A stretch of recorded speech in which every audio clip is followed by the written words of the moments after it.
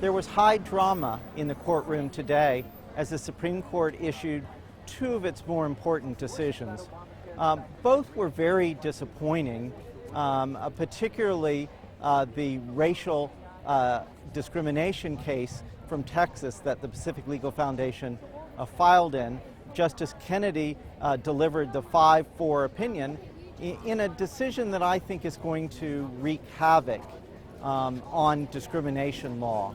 But I will let Ralph Casarda describe the impact of that. The case that will probably make more news to more Americans was the Obamacare case. And Justice Scalia read from his dissent in that case after Chief Justice Roberts read from the majority opinion. It's not usual, except in the last few days, for justices to read from their dissents. But Justice Scalia accused the majority of twisting the law in any manner that it could to first uphold the law 3 years ago in the 5-4 decision, and today to rewrite the statute to make it more effective and fix what he said was not a drafting error, but a substantive error. When the Chief Justice started to read his opinion, we didn't know which way it was going to come out. But slowly he began to explain away some of the inconsistencies with interpreting exchange created by the state to exclude those last three words, by the state, and to equate exchange created by the state with those created by the federal government. During that time, Justice Scalia was smiling, but I think it was a nervous smile.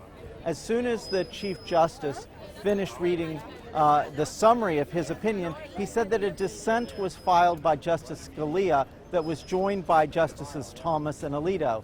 And the first word out of Scalia's mouth was, "indeed." Then Justice Scalia began to describe what he said was a tortured rewriting, I should say, of the Obamacare statute. He said that it was improper to look at the purposes of the act if the words themselves weren't ambiguous. If the words are ambiguous, the court does look at other extraneous evidence of what Congress intended.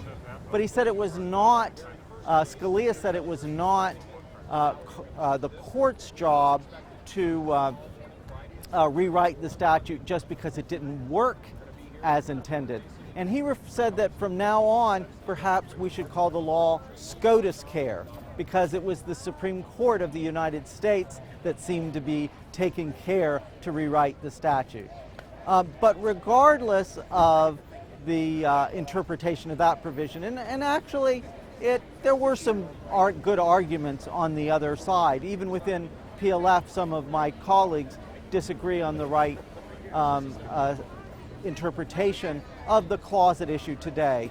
But there's a more important constitutional challenge to Obamacare that we still have, that is still pending in the D.C. Circuit Court of Appeals. That's the Sissel versus HHS case, where we point out that the taxes in the Obamacare case, particularly the individual mandate penalty, which the court said was a tax, were first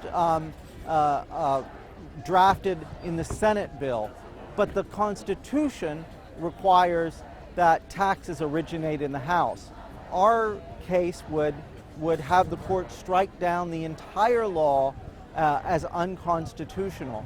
The D.C. Circuit has been thinking about that, whether to take the case for the full court for almost 9 months.